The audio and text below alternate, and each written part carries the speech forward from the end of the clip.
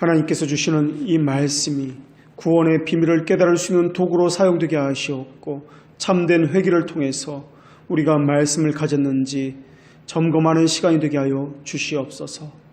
비밀적이고 신비롭게 이루어지는 사역에 따라서 우리가 말씀 듣기를 원합니다. 회개와 책망의 말씀이 전해지게 하시옵고 죄들의 용서에 관한 말씀도 동시에 들려지게 하시옵소서. 용서에 대한 확신을 또한 저희들이 가질 뿐만 아니라 하나님의 심판대 앞에서 평안할 수 있는 양심의 자유도 함께 허락하여 주시옵소서. 예수 그리스도의 이름으로 기도합니다. 아멘. 오늘은 친유와 관련돼서 말씀드리겠습니다. 오늘 본문에 보니까 평안의 길을 알지 못하였고 라는 말씀이 나옵니다.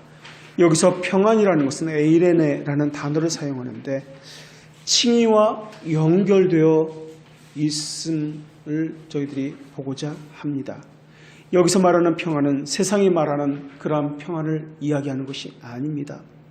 오늘 본문 17절은 이사야 59장 8절을 부분적으로 인용한 본문입니다. 성경은 타락한 인간이 하나님과 화목에서 오는 평강을 누리지 못한다는 것을 분명히 말씀하고 있습니다. 이사야 선지자는 이렇게 증언하고 있습니다. 여호와께서 말씀하시되 악인에게는 평강이 없다 하셨느니라. 그렇기 때문에 악인은 평강의 길을 알 수가 없습니다. 그들은 어디를 가든지 고뇌와 파멸의 자국을 남기게 되어 있습니다. 사실 이들은 평강의 길을 떠나서 방황하고 있는 것이 아닙니다. 애초에 평강의 길을 알지 못하고 평강의 길에 들어가 본 적이 단 한 번도 없는 사람들입니다. 그런 세계가 있다는 것도 상상조차 하지 못하고 있던 사람들입니다. 우리가 신앙생활에도 마찬가지입니다. 내가 아는 세계, 내가 알고 있는 이 지식이 전부인 것처럼 그렇게 생각하고 있습니다. 때로는 편협하고 때로는 자기가 만든 세계에 갇혀서 그 너머에 다른 세계가 있다는 것을 알지 못하는 것이 우리가 가진 신앙의 또한 단면모인지도 모르겠습니다. 마음에 평강이 없는 이유가 있습니다. 마음에 무시무시한 심판에 대한 두려움이 본능적으로 있기 때문에 그렇습니다. 그래서 자신을 향한 하나님의 노여우심을 풀었다는 확신이 없기 때문에 사람은 언제나 양심의 두려움을 가지고 그래서 이 두려움 때문에 불안해하고 떨고 있는 것입니다. 그들은 무엇을 해도 불안해할 것입니다. 금은보화가 집안에 가득 차여져 있다 할지라도 평안이 없을 것입니다. 이들은 평강의 길을 알지 못합니다. 이들에게 평강의 길이 얻을 수 있는 유일한 방법이 있는데 그것은 바로 칭의입니다. 성경은 이렇게 말씀합니다. 평안을 너희에게 끼치노니 곧 나의 평안을 너희에게 주노라. 내가 너희에게 주는 것은 세상이 주는 것과 같지 아니하리라. 너희는 마음에 근심하지도 말고 두려워하지도 말라. 신자가 얻는 평안은 세상이 주는 평안과는 다른 평안입니다. 우리는 우리의 구속자이신 예수 그리스도의 심한 고통에서만 평안을 찾을 수 있을 것입니다. 그래서 믿음으로 의롭다 하심을 얻는다라는 확신할 때에만 양심의 평화와 고요한 기쁨을 얻을 수 있다는 것이 성경의 말씀입니다. 그리고 이것을 주시는 분은 성령님이십니다. 성경은 성령으로 말미암아 하나님의 사랑이 우리 마음에 부음바 되미니 바로 그때가 우리가 평안을 확신할 수 있다라고 말씀하고 있습니다. 그래서 성경은 우리 주님을 향해서 평강의 왕이다, 우리의 화평이다라고 말씀하고 있는 것입니다. 그런데 어떤 이들이 교회를 볼 때 마치 윤리도덕적인 선행을 하는 곳이라고 그렇게 생각하는 사람들도 있습니다. 그래서 내가 무언가 함을 통해서 평안을 얻고 보람을 얻기도 합니다. 그래서 교회가 무언가 사회를 향해서 지역을 위해서 선행을 함으로써 교회 역할을 다하는 것이라고 그렇게 생각하는 사람들도 너무나 많이 있습니다. 교회는 그런 곳이 아닙니다. 교회는 하나님의 비밀스러운 선택에 의해서 중생자들이 모인 곳, 이것을 교회라고 하는 것입니다. 그래서 그들은 죄들의 용서함을 받고 예수 그리스도의 의의 전가를 받은 사람들입니다. 이것을 다른 말로 칭의라고 이야기합니다. 그래서 칭의는 두 가지, 죄들의 용서와 의의 전가로 구성되어 있습니다. 그런데 12월만 되면은, 성탄절만 되면은 백화점에서 먼저 하늘에는 영광이요 땅에는 평화라는 현수막을 걸어놓고, 그리고 많은 사람들을 향해서 호객행위를 하고 있습니다. 그런데 사실 이 말이 칭의의 결과를 의미하는 말씀입니다. 무조건적으로 누구에게나 평안이 있는 것이 아니라는 것입니다. 이 평화라는 것은, 평안이라는 것은 칭의로부터 오는 평화이지, 그렇기 때문에 택자에게만 해당되는 평화이지 모든 이에게 있는 평화가 아니라는 것입니다. 그래서 성경은 분명히 기록하고 있습니다. 하나님의 기뻐하심을 입은 자들에게 평화이다 라는 것입니다. 평화라함은 하나님의 심판대 앞에서 죄가 가리워졌음을 의미하는 것입니다. 또 지극히 높은 곳에서 하나님께 영광이라 함은 하나님의 자비가 온 땅에 계시가 되었음을 의미하는 것입니다. 그 계시의 정점이 바로 하나님이신 예수님이 이 땅에 육신을 입고 오셨음을 의미하는 것입니다. 그래서 마땅히 하늘에서는 영광이 나타나는 것이고, 그래서 하나님께는 영광이요 땅에서는 죄인들에게 죄들의 용서함이 나타났으니, 그래서 심판대 앞에서 죄가 가리움을 받았으니 평화다라고 말씀하고 있는 것입니다. 그래서 예수님 자체가 평강의 왕으로 오신 것입니다. 그래서 영광이요 그분을 통해서 온누리의 기쁨이 전해지게 되는 것입니다. 이 말씀을 칭의와 연관시키지 아니하고 흥청망청 놀고 마시고 먹기를 탐한다면 그것은 성경을 왜곡하는 것입니다. 하나님의 뜻을 저버리는 행위입니다. 교회에서 그러한 것들을 가르치지 아니하고 중생을 점검하지 아니한 채 교회에서 마치 성탄절을 지킨다는 미명하에서 아이들을 불러서 재롱잔치하고 먹고 마시고 자유를 방종으로 삼는다면 이것은 교회로서 마땅히 해야 할 일을 하지 않는 것입니다. 그것은 교회의 의미가 없습니다. 하나님께서 교회를 세우시고 구원받은 백성들을 불러 모으신 이유는 죄의 용서와 관련된 일을 하시기 위해서였습니다. 그래서 죄들의 용서는 교회와 하나님의 나라에 들어가기 위한 첫 번째 관문이다라는 것입니다. 교회의 가장 중요한 것은 구원의 점검입니다. 그래서 구원과 관련된 중생의 표지를 가진 사람만을 교인으로 등록시켜야 하는 것입니다.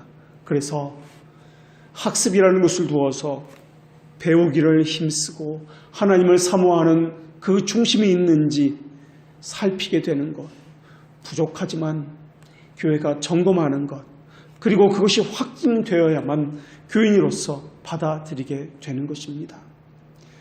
칭의는 죄들의 용서와 예수님의 행하신 의를 우리에게 전가되는 것으로 이루어졌습니다. 그러나 칭의가 없는 곳에서는 하나님의 무시무시한 심판이 있기 때문에 거기에는 평안이 있을 수가 없습니다. 예수 그리스도가 우리의 구속자임을 깨닫기 위해서는 먼저 우리의 죄가 얼마나 흉악한지, 얼마나 우리가 더럽고 부패한지를 뼈저리게 깨닫고 있어야 합니다. 자신의 부패성에 대해서 애통함이 있어야 합니다. 단회적이거나 일시적인 고뇌가 아니라 평생을 통해서 이 죄성에 대해서, 부패성에 대해서 심히 슬퍼함이 있어야 하는 것입니다. 이것을 가리켜서 나는 날마다 죽노라, 또는 우리는 죄의 죽이기다 라고 배웠습니다. 또는 성경에서는 자기 십자가를 지고 자기를 부인하고 우리 주님을 쫓아가는 것이라고 그렇게 말씀하고 있습니다. 이 과정 속에서, 죄의 죽이기 속에서 영 살리기가 일어나는데, 영 살리기라 하는 것은 하나님을 바라는 열정이 이 안에서 일어난다는 것입니다. 나는 부패했기 때문에 아무것도 할 수가 없습니다. 주 예수 그리스도의 그 십자가 외에는 나는 구원할 길이 없습니다. 그 십자가를 바라보는 것, 그 소망, 그것이 바로 영 살리기입니다. 이것이 바로 신자의 표시요 중성되었다는 증거입니다. 자신의 죄에 대해서 심각하게 고민하지 않으면 칭의에 대한 개념을 바르게 이해할 수가 없습니다. 아니, 십자가의 구속도 칭의의 필요성도 깨달을 수가 없게 되어 있습니다. 왜 무감각해지는지 아십니까? 왜 십자가에 대한 구원의 감격이 그렇게 사라지는지 아십니까? 십자가의 필요성을 깨닫지 못하기 때문에 그렇습니다. 자신이 죄인이라는 그 감격이, 그 감각이 없어졌기 때문에 그렇습니다. 죄에 대해서 무뎌져 있고 죄의 심각성을 모르기 때문에 그렇습니다. 그러면서 죄가 주는 달콤함을 맛보고 살아가고 있기 때문에 그렇습니다. 그러니까 하나님과 화해에 대해서도 역시 무관심하게 되어 있습니다. 하나님과의 화해가 해결되지 않았기 때문에 진리 중에 진리인 칭의가 무엇인지 그 의미를 깨달을 수가 없게 되는 것입니다. 칭의에 대한 개념이 희미하게 되어 있거나 아니면 깨닫지 못하고 있다면 거룩한 삶을 사는 것에 대해서도 무관심하게 되어 있습니다. 한국교회가 성화의 삶, 거룩한 신자의 삶에 대해서 이렇게 무관심한 건 역시 칭의에 대한 개념이 희미하게 되어 있기 때문에 그렇습니다. 칭의에 대한 바른 가르침이 가르쳐지지 않기 때문에 그렇습니다. 물론 우리가 육신을 입었기 때문에 우리가 얻은 중생은 완전하지만은 우리가 불완전하기 때문에 우리가 가진 중생은 항상 불완전하여 의심을 일으키는 각종 원인을 내포하고 있습니다. 그렇기 때문에 우리가 해야 할 대책은 천국의 기업에 대한 신자들의 유일한 소망의 근원을 갖는 것인데, 이것을 확신하는 것인데, 그리스도의 몸에 접붙였다는 이 사실을 우리가 확신하는 것, 이 확신이 굳건함으로 흔들리지 않는 것이 우리 안에 있어야 한다는 것입니다. 이 확신은 맹목적이거나 무조건적인 교회에 대한 순종으로 이루어지는 것이 아닙니다. 이 확신은 분명하게 하나님의 존재에 대한 기반과 또한 하나님의 뜻을 아는 것으로 이루어져 있습니다. 그런데 믿는다 하면서 이 세상에는 하나님께서 계시다는 존재에 대한 것만 믿는 사람들이 너무나 많습니다. 이것은 믿음이 아닙니다. 하나님의 뜻을 아는 것, 이것이 믿음입니다. 그래서 믿음을 가진 자들은 하나님의 뜻을 알기 위해서 배우기에 힘을 씁니다. 하나님의 뜻을 알려면 하나님의 말씀을 배우지 않으면 하나님의 뜻을 알 수 없기 때문에 그렇습니다. 배우고 확실한 일에 거하기 위해서 그렇게 또한 살아봐야 하는 것입니다. 그렇기 때문에 믿음을 갖기란 너무나 힘들고 고통스럽습니다. 그렇기 때문에 교회 다닌다고 하는 사람들이 다 믿는 이들이 아니라는 것을 우리가 알아야 합니다. 사람들은 본회포의 말처럼 값싼 은혜를 얻으려고 있습니다. 쉬운 것, 가벼운 믿음을 가지고 언제나 거짓된 믿음에 머물러 있기를 좋아합니다. 기도를 바르게 하는 것, 안식일을 바르게 준수하는 것, 탐욕과 애호하던 죄악들과 결별하는 것, 이러한 것들은 정말 고통스럽고 어렵고 힘이 드는 일입니다. 자기를 부인하는 것이 너무나 힘이 듭니다. 그러나 이러한 것들은 구원을 얻기 위해서 예수 그리스도를 믿는 것에 비하면 사실 아무것도 아닐 수도 있습니다. 말씀에서 멀어지면 믿음에서 멀어지게 되어 있습니다. 성경에서 믿음을 바르게 듣는 것과 연관을 항상 시키고 있습니다. 믿음이라는 것은 내가 이렇게 느꼈다, 눈물을 흘렸다, 감동을 받았다 하는 감정이나 자기 체험을 말하는 것이 아니라 바르게 듣는다는 의미를 가지고 있습니다. 그래서 믿음은 믿음의 교리와 반드시 불가분의 수행인이 된다라는 것입니다. 성경에는 말씀이라는 단어를 세 가지로 설명하고 있습니다. 이것을 라틴어로서 보챔이라는 단어, 베르브이라는 단어, 세르모눔이라는 단어를 사용합니다. 보챔이라는 단어는 우리 하나님께서 직접 하신 목소리, 보이스, 그 자체를 말하고 있습니다. 하나님의 음성이 보챔이라는 단어입니다. 그리고 세르모눔이라는 단어를 사용하는데 이것은 말씀으로 이 땅에 오신 예수님 자체를 의미하는 단어입니다. 그래서 육신이 되어서 이 땅에 오신 말씀, 이것을 세루모눔이라고 이야기합니다. 그리고 베루붐이라는 것은 우리가 잘 알고 있는 설교를 의미합니다. 이것을 우리말 성경에서는 모두가 같은 단어인 말씀으로서 번역하고 있습니다. 우리가 설교라는 단어, 이 베루비라는 단어를 우리가 또한 제대로 알지 못하고 있는데, 이 설교라고 하는 것은 해석되어진 하나님의 말씀을 의미합니다. 그런데 해석되어진 말씀만을 의미하는 것이 아니라는 것을 우리가 잘 모르고 있다는 것입니다. 그 말씀의 충분한 원래적인 뜻을 자신의 삶에 바르게 적용시키는 것까지를 포함하고 있다라는 것입니다. 이것이 베루붐의 의미입니다.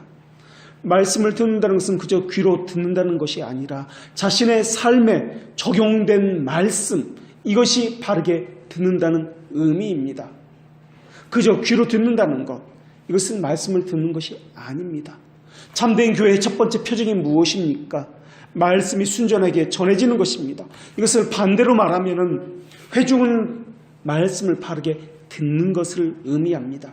내가 참된 신자인지, 참된 믿음을 가졌는지, 거짓된 믿음을 가졌는지, 그것을 살펴보려면, 다시 말하면 중생된 자인지 아닌지 하는 것은 바로 내가 이 말씀을 어떻게 받아들이고 어떻게 내게 적용하고 있느냐라는 것을 보면 알 수 있다는 것입니다. 교회는 중생장들의 모임이라고 이야기합니다. 그리고 그들을 향해서 참된 교회라고 이야기합니다. 참된 교회는 순전하게 말씀이 선포되어져야 합니다. 부족할 수 있습니다. 그러나 거짓 복음을 전해선 안 될 것입니다. 물론 사람이 하다 보니까 오류가 있을 수 있습니다. 그러나 그 오류가 발견되는 즉시 오류임을 시인하고 바르게 다시 정정해 주어야 합니다. 바르게 전하려는 노력이 늘 있어야 하는 것, 끊임없이 사모함으로 예수 그리스도만이 드러나기를 원하는 것, 이것이 바로 말씀의 순수성을 보존한다는 의미입니다. 그런 의미에서 구약의 선지자도 우리 주님도 율법의 해석자로서 우리에게 전해져 온 것입니다. 옛 사람이 말하기를 너희는 이렇게 들었으나 나는 너에게 이렇게 말하노니, 이것이 우리 주님의 율법의 해석자로서 우리에게 전해주신 말씀들입니다. 해석자라는 의미는 바르게 해석해서 전해줄 뿐만 아니라 바르게 적용시키도록 하는 자라는 의미를 가지고 있습니다. 그래서 성경에서 힘써 여호와를 알자라는 의미는 그저 지식적으로 안다는 영어의 know라는 의미가 아니라 acknowledge라는 그런 의미를 가지고 있습니다. 어떤 정보에 대한 지식, 예배나 예식을 행하는 것, 이 자체를 말하는 것이 아닙니다. 모든 삶에서 여호와를 인정하는 것, 이것을 의미합니다. 이것이 여호와를 안다는 뜻입니다. 예를 들어서 예배에서 예배의 자리에 앉아있는 것, 이것은 예배를 드리는 것이 아닙니다. 예배에서 하나님을 두려움이 나타나야 하고, 예배를 통해서 하나님을 경외함이 나타나고 하나님을 하나님 되게 인정하는 것, 그것이 바로 예배라는 것입니다. 듣는다는 것은 이미 믿음의 기반을 가지고 있습니다. 그리고 이 믿음의 기반은 모든 것, 아무거나 듣는 것을 말하고 있지 않습니다. 복음에 한정시켜야 합니다. 그러니까 듣는다는 것은 복음을 듣는 것에 한정시켜야 한다는 것입니다. 왜냐하면 복음 안에는 예수 그리스도가 완전하게 명시되어 있기 때문에 그렇습니다. 그래서 성경을 복음을 믿음의 교훈이라고 말씀하고 있습니다. 그래서 칼빈은 믿음과 말씀은 불가분의 관계에 있기 때문에 믿음과 교훈을 불가분의 수행인이다 라고 불렀습니다. 그렇기 때문에 성경을 그대로 읽어준다고 해서 이것이 말씀이 되는 것 아닙니다. 내가 듣고 보고 어떤 책에서 읽은 것을 감동적으로 이야기해 준다라고 그것이 설교가 되는 것은 아닙니다. 또 예수 그리스도를 말한다고, 예수님이라는 단어를 말한다고 복음적인 설교가 되는 것도 아닙니다. 말씀이 되려면은, 베루붐이 되려면은 선지자들과 우리 주님께서 그러하셨던 것처럼 우리 신앙의 선배들이 역사적 전통성에 따라서 그렇게 행했던 것처럼 순전하게 해석된 말씀으로 교훈과 가르침을 주어야 하는 것입니다. 그래야만 설교가 되는 것입니다. 이럴 때 이것을 강설이다 또는 설교다라고 하는 것입니다. 그래서 강설이나 가르침은 반드시 교회들의 신앙 고백인 이 신앙 고백서와 교리인 문답서의 지침과 그 제안을 받아야만 합니다. 이것은 반드시입니다. 왜냐하면 자의적인 왜곡이나 자의적인 해석을 그래야 피할 수 있기 때문에 그렇습니다. 그래야 신자는 또한 믿음의 말씀과 좋은 교훈으로 양육을 받을 수 있기 때문에 그렇습니다. 그래야만 신자들은 바르게 믿음이 자랄 수 있기 때문에 그렇습니다. 그래서 참된 신자는 반드시 참된 교회를 찾을 수밖에 없는 것입니다. 또한 거짓 신자는 거짓 교회를 또한 찾아갈 수밖에 없는 것입니다. 그것이 자신의 양심에, 자신의 성향에 어울리기 때문에 그렇습니다. 거짓된 교리를 배우거나 거짓된 설교를 들으면 아무리 감동적인 이야기를 듣더라도 믿음은 자랄 수도 없고 가질 수도 없게 되어 있습니다. 물론 눈물을 흘릴 수 있을 수 있습니다. 또한 나를 기분 좋게 할 수도 있을 것입니다. 또한 거짓된 평안을 가질 수도 있을 것입니다. 그러나 나를 기쁘게는 할 수 있어도 그것은 하나님 보시기에는 가증한 일이 될 것입니다. 성경에서 들어라 그리하면 내 영혼이 살리라 라는 이사야의 말씀이 우리에게 주어졌는데 이것도 이와 같은 것을 경고하기 위해서 우리에게 주어진 말씀입니다. 믿음을 불러일으키는 하나님의 말씀을 선포하기 위해서는 인간을 통해서 선포되어지기 때문에 인간의 사역이 중요합니다. 여기서 중요한 것은 설교자가 말씀을 선포할 때 이 설교를 베루빔이라고 말씀드렸습니다. 이 베루빔이라는 말씀은 세루모눔이라는 말씀이 전해져야 한다는 것입니다. 이 세루모눔이라고 하는 이 말씀은 다른 것이 아니라 예수 그리스도를 전해지는 것인데 예수 그리스도의 본성적 속성이 전해진 것을 의미합니다. 복음이라는 것은 단순히 예수님의 생애나 가르침이나 교훈을 의미하는 것이 아닙니다. 그것은 사소한 일부분에 불과할 뿐입니다. 하나님이신 성자 예수님의 인성과 신성에 관한 것, 즉 삼위 하나님의 어떠하심이 새겨지는 것, 전해지는 것, 그분의 그 역사하심, 사랑과 긍휼과 그분의 자비하심이 크심과 아름다움에 덧들이 우리 마음에 새겨지는 것, 이것이 바로 세루모늄입니다. 그 예수 그리스도의 어떠하심이 새겨지는 것, 그것이 바로 세루모늄이라는 것입니다. 그래서 예수님이신 그 세루모늄 말씀 자체가 우리에게 전달되는 방식이 무엇이든 간에 말씀에는 베루빔에는 반드시 세루모늄이라는 말씀이 선명하고 명확하게 드러내야 하는 것입니다. 하나님은 인간을 도구로 사용하시든지 아니면 하나님께서 직접적인 권능으로 하나님의 일을 행하시든지 이 말씀을 통해서 우리에게 역사하시는데 예정한 자를 이끄시는데 택하신 자들에게는 하나님 자신을 말씀으로 나타내 보임으로써 하나님의 일을 행하신다는 것을 우리가 기억해야 할 것입니다. 그래서 믿음이라는 것은 그분의 존재만 믿는 것이 아니라 우리를 향하신 그분의 뜻을 아는 것을 말하고 있다는 것을 우리가 기억해야 합니다. 그래서 말씀은 믿음이 하나님을 바라보는 거울과 같다라고 그렇게 이야기하고 있습니다. 기억하십시오. 믿음이라는 것은 맹목적인 순종이나 무지를 말하는 것이 아닙니다. 그분이 계시다는 단순한 확신을 말하는 것이 아닙니다. 믿음은 그분의 어떠하심을 아는 것과 그분의 뜻을 아는 것, 이것을 포함하고 있습니다. 그리고 참된 신자는 반드시 그분에 대해서 배울 수밖에 없습니다. 그래야만 행할 수 있고 믿음에서 멀어지지 않게 되기 때문에 그렇습니다. 믿음의 기반은 그분이 진리라는 것을 심정으로 확신하는 것입니다.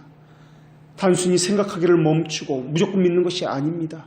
게으름과 무지가 아니라 그분의 어떠하심을 살피고 궁구하여서 심정에 확신하는 것으로부터 시작되는 것이 믿음이라는 것입니다.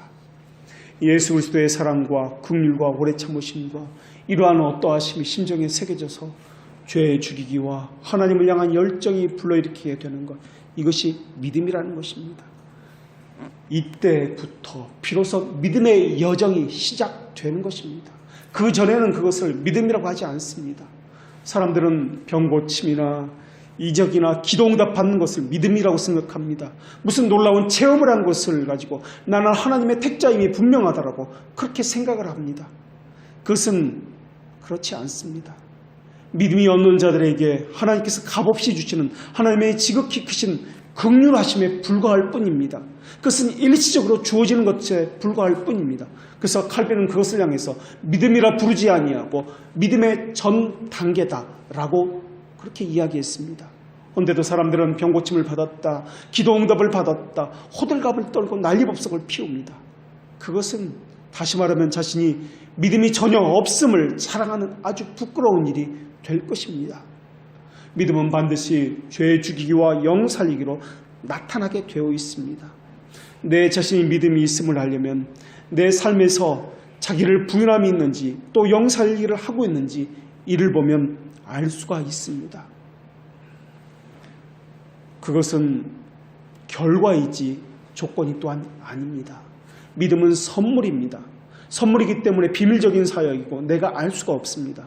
단지 이 결과를 통해서 내가 믿음이 있는지 살펴볼 수 있을 뿐입니다. 그래서 베드로전서 1장 7절에서는 믿음을 힘든 그리고 고귀한이라는 두 형용사로서 요약하고 있습니다. 너희 믿음의 확실함은 불로 연단하여도 없어질 금보다 더 귀하여 예수 그리스도께서 나타나실 때 칭찬과 영광과 존귀를 얻게 하려 할 것이니라 라고 말씀하고 있습니다. 가장 탁월한 것들은 파악하기 힘이 듭니다. 그러나 믿음의 확실함을 가지게 되면 인내를 갖게 될 것입니다. 모든 것을 참을 수 있고 견뎌낼 수 있게 될 것입니다. 또 믿음이 있는 자는 인내할 뿐만 아니라 소망을 가지게 될 것입니다. 견디지 못하고 참지 못하는 것은 소망이 없기 때문에 그렇습니다. 사람은 무엇을 행하든 확신에 거한다면 어떤 일이 있어도 흔들리지 않을 것이고 절망하지 않게 될 것입니다. 믿음은 그 최소한의 분량만으로도 돌같이 단단한 마음을 살처럼 부드러운 마음으로 바꿔줄 것입니다. 내 자랑과 내 교만을 하늘로부터 땅으로 끌어서 감추어 버릴 것입니다. 그리고 예수 그리스도 안에 있는 모든 은혜와 능력을 그 믿음을 사용하는 법도 배우게 될 것입니다. 믿음만이 그렇게 작동하도록 명령할 수 있고 또 그렇게 하도록 하게 할 것입니다. 믿음은 하나님의 속성이 하게 하는 일들을 우리 안에서도 하게 할 것입니다. 오래 참기도 할 것이고 자기의 유익을 구하지 않게도 할 것이고 너그럽고 부드럽고 온유하며 화를 쉽게 내지 않게도 할 것이며 화평과 덕을 구하기도 할 것이고 하나님의 영광과 교회의 유익을 추구하기도 될 것입니다. 믿음에는 하나님의 지혜와 능력과 자비와 같은 속성들이 나타날 것이기 때문에 그것을 가진 사람들은 하나님의 속성이 가진 그것들을 또한 가지게 될 것입니다. 예수 그리스도를 주로 믿는 믿음은 마귀를 축출했고 산을 옮겼고 질병을 치유했습니다. 그러나 칭의의 믿음은 그것보다 더 놀라운 일들을 행하게 할 것입니다. 칭의의 믿음은 세상에서 가장 위대한 사역자라고 불리고 있습니다. 칭의는 사탄과 맞서고 있으며 사탄의 모든 화전을 소멸할 것이며 모든 유혹의 압력을 견디게 할 것이며 세상을 이겨 승리하게 할 것입니다. 틀림없이 칭의는 우리를 구원으로 인도할 것이며 마침내 영광의 자리에 앉게 할 것이며 또한 사람을 겸손하게 할 뿐만 아니라 자랑거리와 교만한 생각들을 끌어내려서 없애버릴 것이며 또한 사람들은 더 많은 풍요를 누리고자 할 때 더 많은 것을 가져야 한다고 생각할 때 칭의는 가난하고 눈멀고 비참하고 헐벗은 자신의 모습을 보게 할 것입니다. 그 속에서 예수 그리스도의 영광을 구하게 할 것입니다.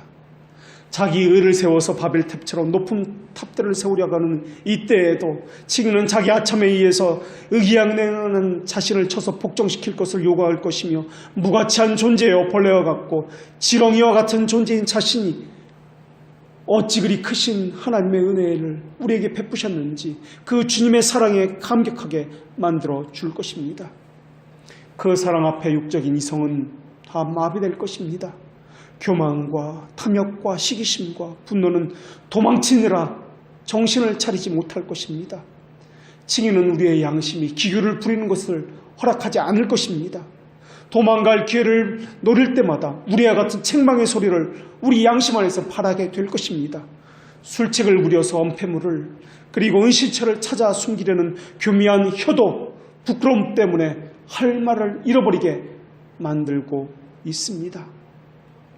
칭의에 의해서 인간이 행할 수 있는 모든 수단은 막히게 될 것이고 사람의 능력과 지혜와 예지를 또한 우리 안에서 찾아볼 수 없음을 고백하게 될 것입니다.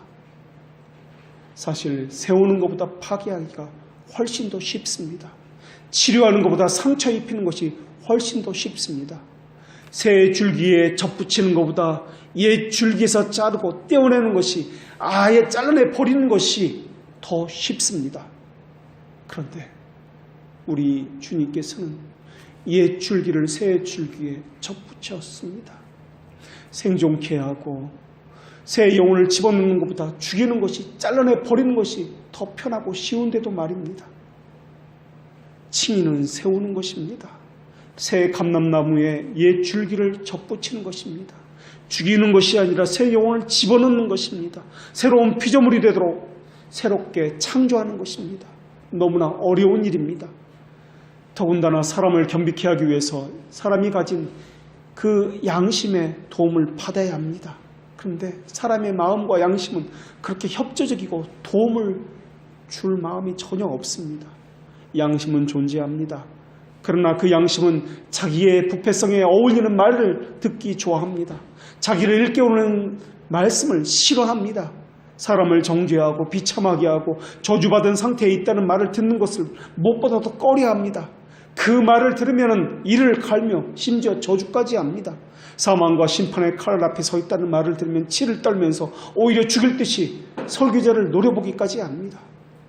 자기를 지켜세우고 좋은 말을 들으면 사랑받기 위해서 태어난 사람이라고 그렇게 사람을 높여주면 좋아하고 있습니다. 그것이 양심이 하는 일입니다. 속이는 혀를 더 좋아하고 간교한 말에 넘어가더라도 그런 위선적인 행동을 더 좋아하는 것이 우리가 가진 부패성의 그 양심입니다. 그러나 우리의 행위가 수용되는 근거는 오직 칭의 외에는 없습니다.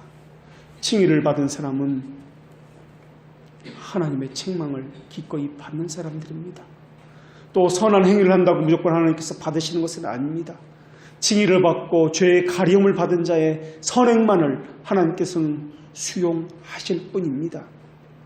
하나님께서 우리의 행위를, 선한 행위를 수용하는 것도 우리 행위를 보고 수용하는 것이 아닙니다. 예수 그리스도에 의해 전가를 받았기 때문에 그 때문에 생겨난 그 성향을 보고 수용하시는 것입니다. 하나님의 부름을 받은 신자들의 행위만을 하나님께서는 받아주시는데 우리가 헌금이라고 부르는 이 헌상도 그런 의미로 생각을 해야 합니다. 우리가 들었기 때문에 무조건 받아주시는 것이 아닙니다. 받아주실 때에도 행위를 받아주시는 것이 아니라 성령의 수단으로 선한 행위를 일으키는 근원인 그 선한 은사를 사랑하시고 기뻐하시고 받아주시는 것입니다. 사람은 흠이 많고 결함이 많습니다. 아무리 선한 행위를 한다 할지라도 그 안에는 죄의 잔재가 남아있고 불완전하고 죄의 부패한 냄새들이 나게 되어 있습니다. 그런데도 하나님께서 받아주십니다. 그 이유는 우리 안에서 찾을 수가 없습니다. 하나님의 형상 때문에 그렇습니다. 하나님이 우리 안에서 일하신 그 일하심 때문에 그렇습니다. 그래서 경건한 자의 선행은 늘 불완전하지만은 그리스도 안에서 수용되는 것입니다. 그것이 헌금입니다. 그것이 헌상입니다. 빌립보서 1장 6절에 보면은 착한 일을 시작하신 이가 그리스도의 날까지 이루신다라는 말씀이 나옵니다. 이 말씀 역시 마찬가지 의미입니다. 여기서의 착한 일이다라는 것은 사람이 행하는 착한 일을 의미하는 것이 아닙니다. 우리 교회 표어의 첫 번째가 착하고라는 단어가 들어가 있습니다. 착하고 진실되고 바르게 라는 그런 표어를 가지고 있는데 여기서의 의미도 마찬가지입니다. 착하라는 것은 사람이 윤리 도덕적으로 착하고 선행이라는 그런 의미를 말하는 것이 아닙니다. 이것은 한마디로 중생, 이라는 의미입니다. 하나님께서 사람 안에서 일으키는 회심을 착하다라고 이야기하는 것입니다. 다시 말하면 우리 교회 표어가 착하다라고 제일 먼저 들어가 있는데 인간의 착한 일, 선한 행위를 말하는 것이 아니라 하나님이 우리 안에서 일하시는 그 일하심을 말하고 있는 것입니다. 그리스도의 날까지 이루신다는 이 말씀도 하나님께서 성도의 견인으로서 이끌어서 마침내 영원한 구원을 얻게 하신다는 그 말씀을 의미하고 있는 것입니다. 그래서 성령 하나님은 택자들의 마음에서 의지를 바꾸어서 착한 일이 일어나도록 행하고 계시는 것입니다. 하나님의 의로움을 향한 열망을 우리 안에서 불러일으키시고 하나님을 사랑함을 우리 안에서 불러일으키시고 하나님을 더 많이 알고 싶고 그분의 뜻에 순종하고 싶은 그 의지를 불러일으키시는 분이 하나님이라는 것입니다. 우리 심정을 하나님의 형상에 따라서 의로운 성품으로 훈련시키시고 인도하시고 우리 안에서 착한 일을 시작하시는 분이 하나님이십니다. 그리고 견인하셔서 이 착한 일을 다시 말하면 이 회심을 다시 말하면 이 내적 부르심을 완성시키는 분이 바로 우리가 아니라 하나님이라는 것입니다. 이런 것은 더 선명하게 이야기하면 성령 하나님의 전적인 사역입니다. 여기에 인간은 무엇을 보태거나 협력할 수 없습니다. 우리가 의지를 새롭게 했다거나 영적 생명이 시작되었다라고 하는 것은 선택된 자들에게만 일어나는 것이지 아무에게나 누구에게나 일어나는 것이 아니라는 것입니다. 오늘 본문에서도 그것은 마찬가지입니다. 오늘 본문에서 말하고 있는 이 사람들이 아주 악한 사람들, 피를 흘리고 남의 것을 빼앗고 죽이고 살인하고 하는 사람들이라고 그렇게 생각할 수 있는데 그렇지 않습니다. 우리와 비슷한 다를 바가 없는 사람들을 의미합니다. 오히려 어쩌면 이 사람들은 더 많은 선행을 했는지도 모르겠습니다. 더 많은 종교성을 가지고 교회를 다니면서 더 많은 기도를 했는지도 모르겠습니다. 금식을 더 많이 했고 더욱 경건해 보일 수도 있는지도 모르겠습니다. 마치 바리새인들이 그랬던 것처럼 말입니다. 그러나 그들의 선행들은 그들의 종교적인 열심들은 하나님께서 수용되는 열심들과 선행들이 아니다라는 것입니다. 왜냐하면 칭의를 입은 자들이 아니기 때문에 그렇습니다. 그들은 오직 자신의 행위로서 구원을 이루기 위해 노력하는 자들이기 때문에 그렇습니다. 이런 자들을 향해서 멸망의 길로 들어섰고 평강의 길을 알지 못하는 자들이라고 증언하고 있는 것입니다. 그들은 예수 그리스도가 누군지 모릅니다. 물론 예수 그리스도라는 존재를 알고 있을 수 있습니다. 또 예수님이 그들과 함께 있었기 때문에 예수님이 어떤 분이라는 것을 기적을 베풀고 놀라운 일들을 행한다는 것을 알고 있을 수도 있습니다. 그러나 그분의 어떠하심, 그분이 하나님이시라는 사실을 그들은 알지를 못한다라는 것입니다. 물론 중생된 자라고 해서 그들보다 행위에서 그 무엇보다 하나라도 더 나은 것이 있다는 말은 아닙니다. 오직 하나님의 자비하심, 이것을 말하고 있는 것입니다. 착한 일이라는 것은 전적으로 무상적입니다. 특별한 은혜요, 하나님의 신비요, 섭리 가운데서 이루어지는 것입니다. 인간이 예상하거나 계획할 수 있는 것이 아닙니다. 성경은 이것을 다시 태어나는 것이다 라고 말씀하고 있습니다. 우리 주님은 이것을 바람의 움직임과 같다라고 말씀하셨습니다. 바람의 방향, 구름의 움직임, 공기의 흐름, 인간은 그의 길을 알 수가 없습니다. 그래서 우리 주님은 인간에게서 비롯된 것이 아니라 너희들은 알지 못한다, 헤아릴 수 없다, 신비적인 하나님의 사역이다라는 말씀에서 바람과 같다라고 말씀하신 것입니다. 이 땅에 기적이 있다면 두 가지가 있을 것입니다. 기적 중에 기적이 있다면 두 가지가 있는데 하나는 바로 성육신이고 또 하나는 중생입니다. 중생을 다른 말로 지금까지 우리가 살펴보았듯이 착한 일이고 또한 다른 말로 회심이다 부르고 또한 다른 말로 유효한 부르심이나 효과적인 부르심이다 라고 부르고 있습니다. 하나님은 택자를 부르실 때 말씀을 도구로 해서 부르십니다. 그러나 이때 말씀만 가지고 하는 것이 아니라 성령님께서 말씀에 인을 쳐주셔야만 이 말씀이 되는 것입니다. 성령님의 역사가 없으면 이 말씀은 그저 복음적인 선포 외에는 아무런 효력을 나타낼 수가 없는 것입니다. 그래서 성령님의 역사가 함께 나타나는 말씀일 때에만 유효한 부르심이다라고 하는 것입니다. 그러나 반드시 말씀이 있어야 합니다. 여기서 말씀은 믿음의 교훈을 의미하는 이 교리를 이야기합니다. 그런 후에 나타나는 것들이 있는데 그 결과들이 바로 우리가 고백하는 웨스터민스터 신앙고백서 10장 1항에는 6가지로서 표현되고 있습니다.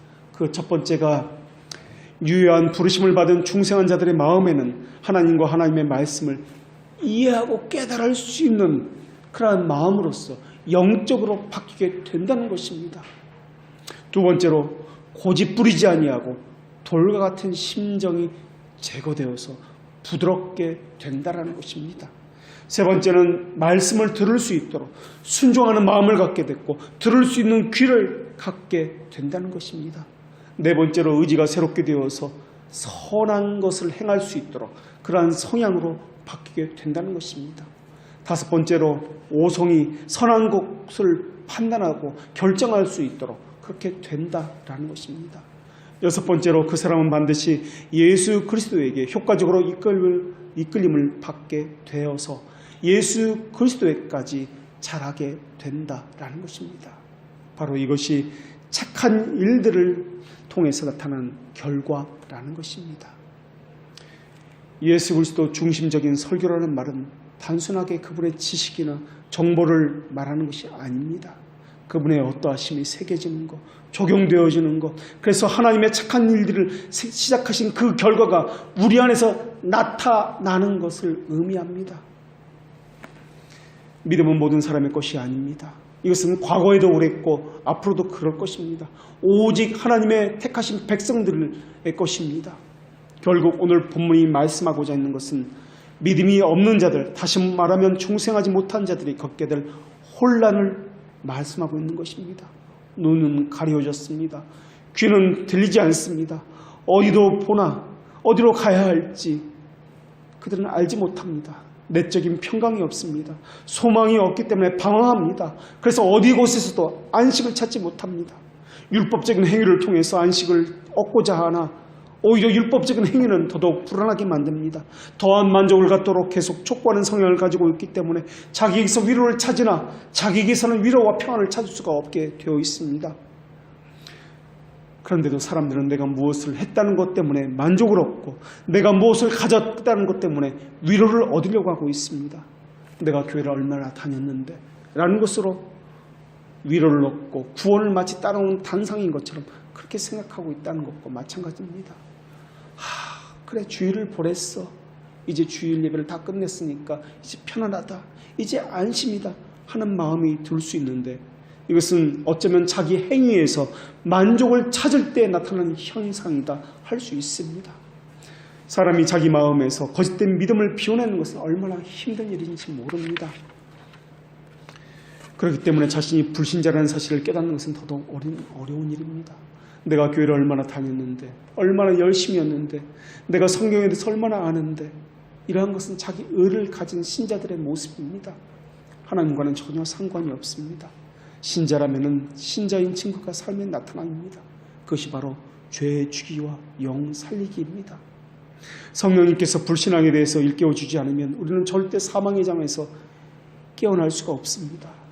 율법은 믿음을 요구하지 않습니다. 자기 의를 추구하면서 행위를 요구할 뿐입니다. 불신앙이 복음을 거스르는 죄악인 것처럼 불신앙은 복음을 드러내지 않습니다. 불신앙은 쥐 죽은 듯이 매복하고 있어서 조용한 죄악들로 가득 채워지게 만듭니다. 회칠한 무덤처럼 온갖 종교성과 경건함으로 포장하게 만들고 있습니다. 그 속을 들여다보면 온갖 추악함으로 가득 차고 있습니다. 쉽게 분노하고 쉽게 사람을 속이고 거짓말하고 정욕과 탐욕에 따라 움직이고 하나님보다는 세상의 것들에 민감하도록 하고 자기 의를 의지하도록 그렇게 만들고 있습니다. 더러움은 적극적인 방식으로 자신을 드러내려 하지 않습니다. 은밀하고 사적인 방식으로 조용히 움직입니다. 그들은 양심과 생각과 의지를 은밀히 움직여서 하나님과 그리스도에게서 떼어놓습니다. 무언가 바빠서 먹고 살기 힘들어서 그것이 하고 싶어서라는 변명과 핑계로 일관할 뿐입니다. 불신앙은 아무것도 행하지 않으면서도 모든 것을 행하고 있다라고 착각하게 만듭니다. 모든 탐욕이 내 아래서 왕노릇하도록 길을 내놓고 있습니다. 불신앙은 탐욕이 자신의 왕노릇한다는 것을 자각하지도 못하게 만들고 있습니다. 깨닫지도 못하게 만들고 있습니다. 그러면서 나는 아니겠지라고 속이고 있습니다. 우리 마음속에 이미 존재하고 있는 불신앙에 대해서 일깨워주는 것이 이렇게 힘든 일인데 마음속에 믿음을 들여다보는 것은 더더욱 어려운 일이라는 것은 분명해질 것입니다. 그런데도 우리 주님께서 그 일을 하셨습니다. 수년간 우리 안에서 일하신 그분의 일을 생각해 보십시오. 우리 안에서 믿음을 만들어내기 위해서 그분이 어떤 대가를 지불하셨는지 생각해 보십시오. 하나님은 사람을 만드실 때 하나님이 이르시되 우리가 사람을 만들자 하시고 하면서 만드셨고 회의를 소집하셨습니다. 믿음을 만들어 줄 때도 마찬가지였습니다. 성자 하나님을 내어주시는 사건이 있었습니다. 그리스도는 태초부터, 그러니까 죄를 지은 이유가 아니라 영원 전부터, 타락 이전부터 십자가 위에서 택자를 주시겠다고 계획하셨던 것입니다. 그래서 우리 주님은 아버지께서 내게 주신 자는 다 내게로 올 것이오라고 말씀하셨습니다. 태초부터 택자에게 내어주신 분이기 때문에 주신 자는 어떻게든 우리 주님께 온다는 것입니다. 다른 말로 말하면 주시지 않는 자는 어떻게도 오지 않는다는 것입니다. 힘으로 되지 아니하고 기도로도 되지 아니하고 그 무엇으로도 되지 않는다라는 것입니다.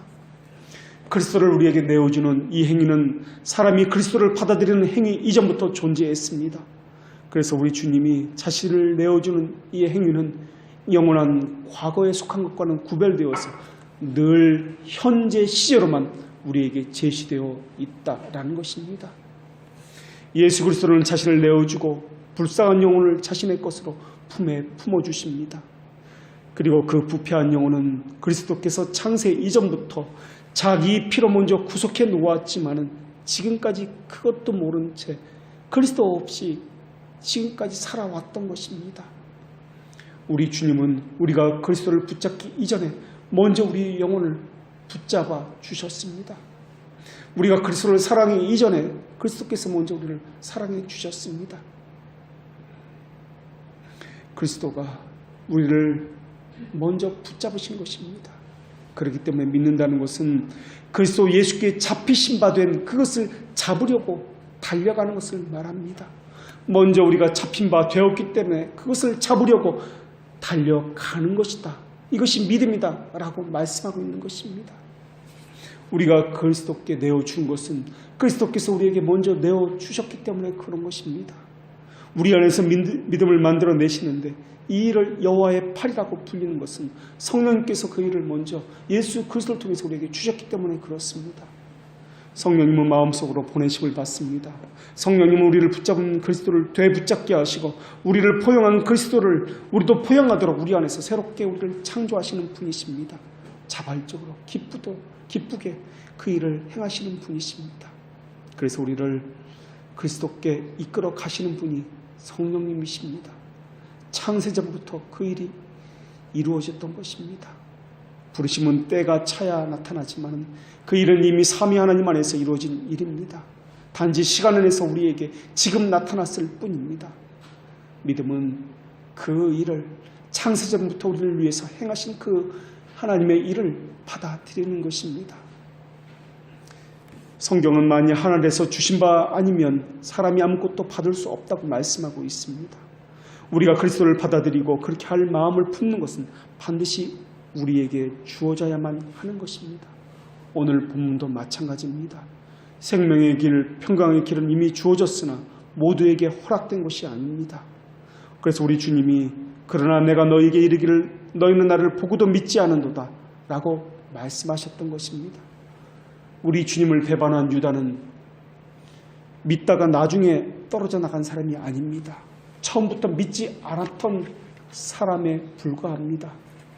그리스도께서도 때가 찼을 때 육신을 취한 것처럼 영혼을 그리스도에게 인도에 접붙이는 것도 때가 차야 나타나는 것입니다. 그러나 우리에게는 하나님의 새 위격을 불러 모을 권한이 없습니다. 삼위 하나님께서 모여서 회의를 하도록 때와 장소를 지정해 줄 수도 없습니다. 우리에게는 평강의 길을 갈 능력도 없고 선을 행할 의지도 없습니다. 우리에게 선한 것이 있다면, 우리에게 가진 것이 있다면 이 모든 것은 하나님의 선물입니다. 전에 이미 있던 것이지만 아직 주어지지 않았고 지금 나타난 것, 이것을 우리는 선물이다 라고 부르고 있을 뿐입니다. 실제로는 지금 주어진 것이 아니라 이미 창세 이전부터 주어졌던 것입니다. 다만 우리는 이것을 감지하지 못하고 있었을 뿐입니다. 선물을 선물인지도 모르고 있었을 뿐입니다. 선물의 가치를 알지 못하고 있었을 뿐입니다. 이 가치를 알게 될 때 창세 이전부터 우리를 위해서 그 예수 그리스도께서 내어준다라는 것이 또한 예정되었다는 것을 알게 될 때 우리는 구원의 감격 가운데 주님을 찬양하게 될 것입니다. 우리 마음속에서 있었던 것이 아니라 먼저 하나님의 그리고 창세 이전부터 합의가 있었던 일이 지금 우리에게 일어나고 있는 것입니다. 그 합의 안에서 하나님 아버지께서 먼저 아멘이라고 하시고 아들 하나님도 아멘이라고 하시고 성령 하나님도 아멘으로 실행하셨던 것입니다. 그런 후에야 우리 마음에서도 아멘이라고 말할 수 있게 된 것입니다. 그리고 우리는 하나님께서 정하신 그 길에 따라서 평강의 길을 갈 수 있게 된 것입니다. 그래서 하나님의 심판대 앞에서 죄의 가리우심을 받고 의의 정가를 받았기 때문에 마음의 평안을 가지고 당당하게 하나님의 면전 앞에 설 수 있게 되는 것입니다. 기도하겠습니다. 하나님,